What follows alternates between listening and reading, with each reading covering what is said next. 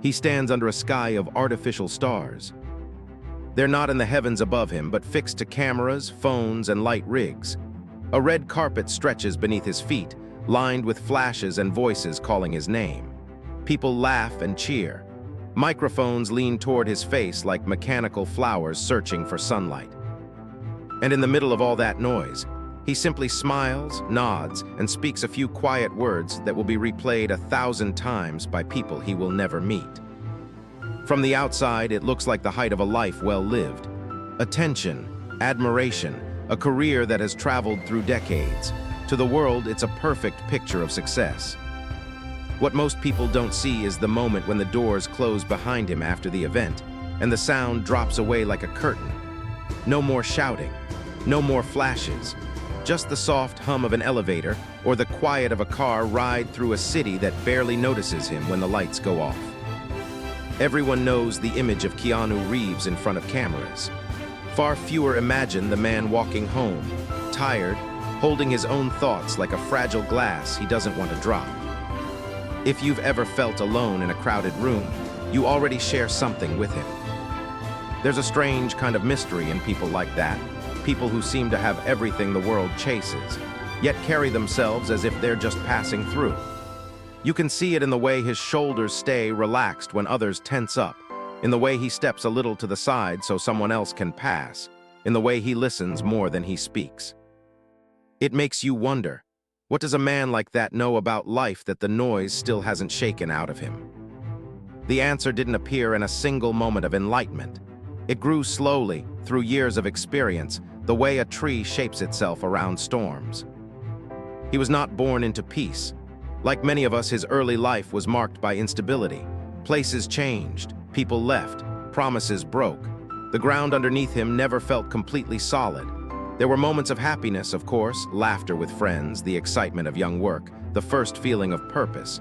But even these were framed by a quiet understanding that nothing was guaranteed to stay. As he grew older, success began to arrive, but it didn't come alone. It brought with it a shadow of loss and grief. The details are well known to anyone who cares to search, but the facts are not what matter most. What matters is the feeling of waking up and realizing that someone you loved will never wake up again, of walking through familiar streets that suddenly feel too quiet, of discovering that the world can clap for you with both hands while your heart still feels like it's holding a broken piece.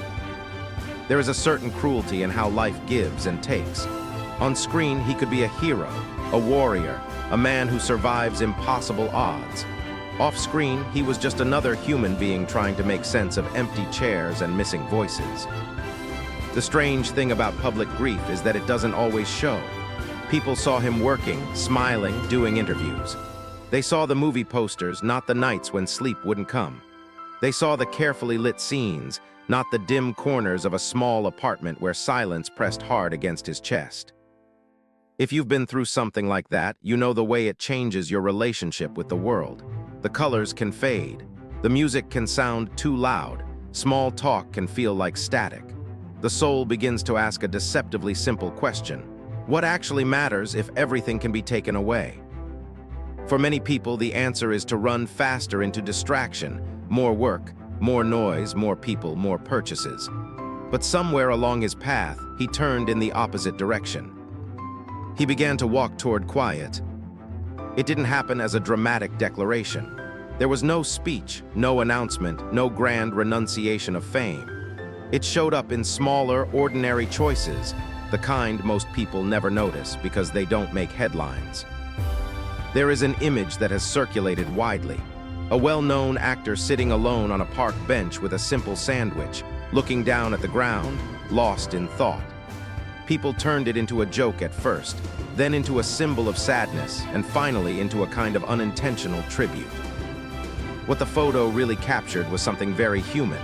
A man taking a moment between obligations, not performing for anyone, just being, resting, thinking, allowing himself to feel whatever he felt without filling the space with more noise. Another image, he's on a subway train wearing ordinary clothes. No entourage, no barriers between him and the rest of the world. When a woman enters and has no seat, he stands and offers her his. It's not a speech. It's not a campaign. It's a simple act of courtesy, the kind your grandparents might call basic manners. These are not acts of a man who wants to be above others. They are acts of someone who understands that we are all, at the end of the day, just people trying to get through our journeys with a little dignity. Over time, his choices drew a quiet pattern. He avoided the loudest parties, the brightest scenes of celebrity life. He favored modest living spaces over palaces, simple clothes over labels shouting for attention. He showed up on film sets early, not because he wanted praise, but because he respected the time of the people who woke up before dawn to light the scenes and hold the microphones. Crew members would talk about him later, not in big dramatic terms, but in small, consistent observations. He learned people's names. He said hello to everyone. He would stay behind to thank the team. He sometimes gave unexpected gifts, not as an act of showmanship, but as a way of saying, "I see you. I know this is hard. You matter." Discipline for him was not about punishing himself. It was a way of creating stable ground in a life that had once felt like shifting sand. Arrive early, be prepared, do the work, respect the people around you, travel light, own fewer things than you can easily carry in your mind, laugh softly, listen longer than you speak. These were not rules written on paper, but habits repeated until they became part of his nervous system. And underneath those habits was a philosophy that began to crystallize, not in big philosophical words, but in simple lived truths. He had learned through loss that nothing outside you is permanent. Beauty fades, attention shifts, careers rise and fall. Even the people we love most can disappear in a moment we never expected. If you build your identity around fragile things, your soul will keep breaking. So he started to build around something else, acceptance. Acceptance did not mean surrendering to sadness. It meant allowing pain to be real without constantly fighting reality. It meant admitting, yes, this hurt me. Yes, I wish it were different, but this is what has happened and I am still here. What can I do with the part of life I still hold in my hands? From that place, smaller decisions became clearer. Why chase every invitation when quiet evenings reading a book gave him more peace? Why buy more luxury when simple clothes and a comfortable place to sleep were enough? Why try to prove his importance to strangers when the people who worked beside him every day were the ones who truly felt his presence? On set, he behaved like a craftsman, not a star. He focused on the work, not the mythology around it. He trained his body, learned his lines, practiced his movements, not to impress, but to honor the effort of everyone whose names would never appear on posters. There is a particular stillness that comes from knowing exactly why you are doing something. It quiets the constant hunger for more. It makes each action feel like part of a larger, calmer order. Around this time, while his public image continued to grow, another figure quietly mirrored his energy in a different way. An actress who had also experienced the strange split between public adoration and private uncertainty. She, too, had walked the bright path of early fame, only to discover that the noise could quickly turn into judgment and misunderstanding. She knew what it was like to have strangers argue about your character, as if you were a story they had the right to rewrite. In her own life, she retreated for a while from the spotlight, returning not with grand proclamations, but with a gentler presence. More selective projects, more value placed on craft and authenticity than on constant visibility. When you see them together, even in a single photo, there is a sense of quiet recognition. Two people who understand, without many words, what it costs to be watched, and how important it is to protect the small, private corner of the self that still belongs only to you. Their lessons are not lectures, they're not slogans printed on shirts, they are simply the way they live. From the outside, it's easy to romanticize this, to say, they're so humble, so kind, so wise. But humility and kindness are not decorations. They are practices, and they often begin in much less glamorous places, with disappointment, with loneliness, with realizing that your old ways of seeking validation no longer work. At some point, after enough heartbreak and enough experience, he seems to have understood a simple, grounded truth. Fame is not designed to heal anything. It can't fill the space left by people who are gone. It can't solve the restless anxiety that taps you on the shoulder at 2 a.m. It can't teach you how to sit quietly with your own thoughts without running away. Fame is a spotlight. It can only illuminate what is already there, the good and the broken, the generous and the wounded. If you haven't made peace with yourself, the light only makes the shadows clearer. So he stopped waiting for applause to fix what was hurting. Instead, he leaned into quieter forms of medicine: discipline, simplicity, service, and an honest acceptance of sadness. He seemed to say with his life, if not his words, "Pain is not a failure, it's part of being human. I can carry it without letting it harden me." If you look closely at his habits, you can see how this philosophy translated into action. He keeps his possessions modest. Instead of building a fortress of things around himself, he allows space. Space to move, space to feel, space to breathe. He chooses work not just for money or attention, but for some internal sense of alignment, a role that interests him, a team he respects, a story he feels is worth his time on Earth. He shows up fully wherever he is, then slips away without needing extra attention when the work is done. There's a freedom that comes from not needing to constantly remind the world that you exist. It's the same freedom you can feel when you put your phone away during a walk and just notice your footsteps. When you let a day be simple and unremarkable instead of trying to capture it for others to see. When you reach out to help someone quietly, not because you'll get credit, but because that's the kind of person you want to be. In this way, his life begins to offer a gentle kind of guidance, especially to those who feel crushed by their own version of the spotlight. Even if that spotlight is just the pressure of social media, family expectations, or the endless comparisons in your own head. The guidance might sound like this: choose peace over the spotlight. Not because ambition is wrong, but because no level of visibility can replace the feeling of being at ease in your own skin. Let your goals be rooted in who you are, not in what others will say about you. Be kind even when no one is watching. The moments that shape your character most are not the ones that get posted. They're the ones where you decide in private to be decent, to hold the door, to listen without interrupting, to apologize when you realize you were wrong. These are the quiet bricks that build a solid inner home. Accept grief, but keep moving. When life takes something from you, it can feel like time has stopped. In a sense, it has for a while. But slowly, step by step, movement returns.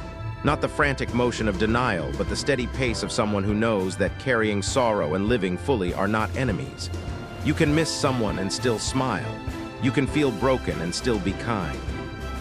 Own less, feel more. Each object you accumulate demands a little space in your mind to protect it, maintain it, worry about it. Letting go of excess is not only about saving money, it's about freeing up mental room for experiences, relationships, and reflection. A simple home can hold a very rich inner life. Train your mind the way others train their bodies. Discipline is a kind of quiet strength. It's not about being harsh with yourself, but about making gentle promises and keeping them. I will wake up at this time. I will show up for my work. I will rest when I need to. I will not speak cruelly. I will choose what nourishes me instead of what merely distracts me. Over years, these repeated acts become a kind of inner muscle that holds you steady when life shakes. If you're listening to this now, you might be thinking about your own life. You may not have cameras following you, but you probably know what it feels like to be watched by coworkers, friends, or the invisible audience you imagine every time you post something online. Maybe you've also carried losses no one sees. Maybe you too have discovered that the things you chased didn't deliver the peace you expected. The quiet truth is, you do not need fame to live the way he does. You don't need a red carpet to practice humility.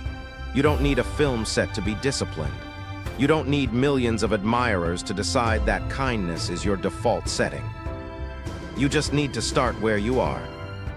Perhaps it looks like taking a bus or a train one day without your headphones on, just listening to the soft chaos of the world and noticing that every person you pass is carrying their own invisible story.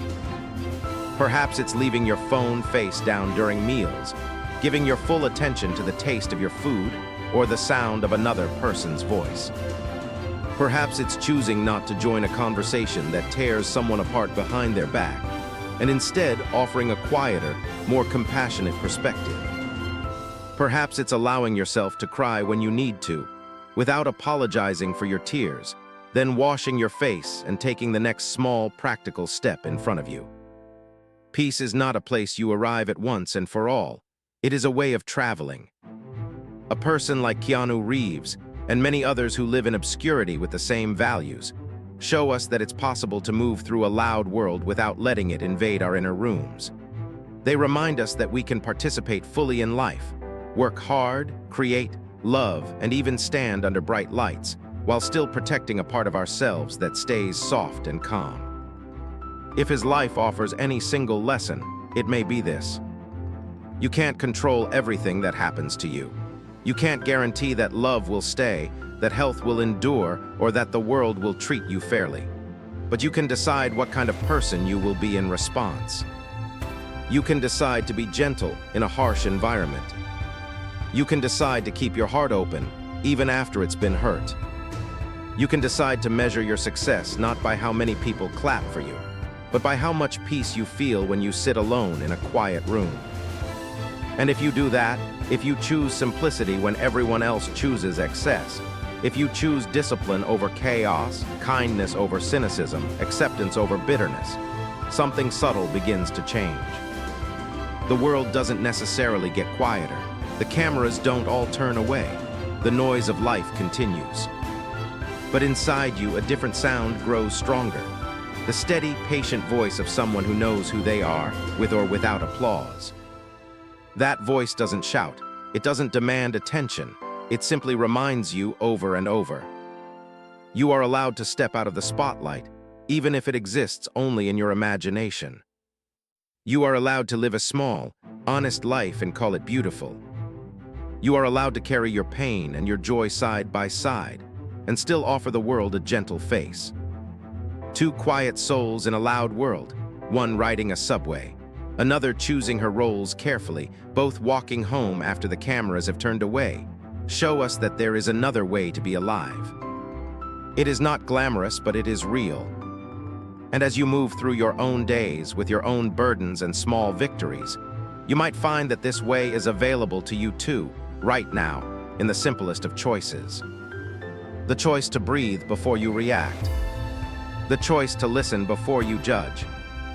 The choice to let go of what doesn't matter, to hold close what does, and to trust that even your hardest experiences can, over time, become part of your wisdom. In the end, the world may never know your name.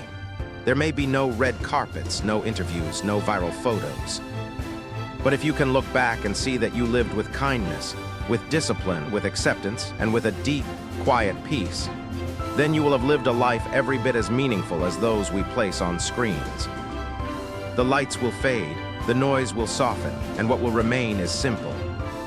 A soul that learned, gently and stubbornly, to be at rest in a world that never stops talking.